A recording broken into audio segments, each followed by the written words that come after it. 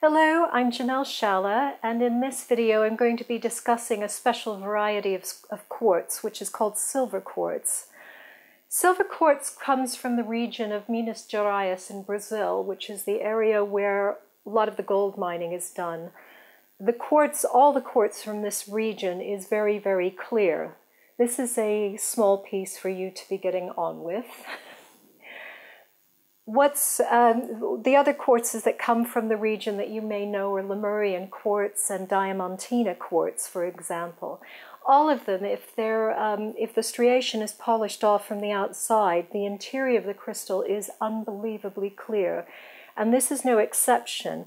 This quartz was found in one small chamber in one of the mines, and it's pretty much been mined out, but you may well be able to find pieces of it still available. I am so enamored with this quartz that since I started bringing it in, I've ended up using it almost exclusively instead of using, you know, the sort of normal quartz we think of that's got a little bit more inclusion and things like that. I tend to use this for my gridding around my clients. I do have I don't use it as my control crystal. I have a Tibetan quartz for that.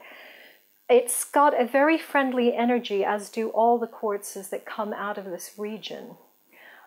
This is another piece, and this is probably a little bit more typical. This one is a laser crystal, but you get very straight-sided crystals as well, and you can see this incredible clarity. It does tend to prism the light because it's so clear. It's almost like a piece of lead crystal. The vibration of it is slightly higher than normal quartz. I don't know if you can understand what I mean, but there's a different quality to the energy of it. So it feels like it's coming from a much higher place, a little bit like working with Herkimer diamond. And working with it, as the new energies are coming in these days, as we're having to evolve very, very quickly, this quartz can help us raise our own energy so that we're at the same vibration of what's coming in. So we don't feel that sense of being kind of buffeted about, thrown, spinning. There's all sorts of other feelings people have been getting recently because they're not quite in tune with the energies. It's the one I prefer to meditate with as well.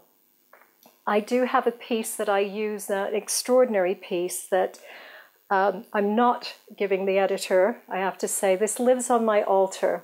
I'm going to hold it as close as I can so you get an idea, but I don't really want to give it up to be videoed, so for that reason you won't get a close-up of this one.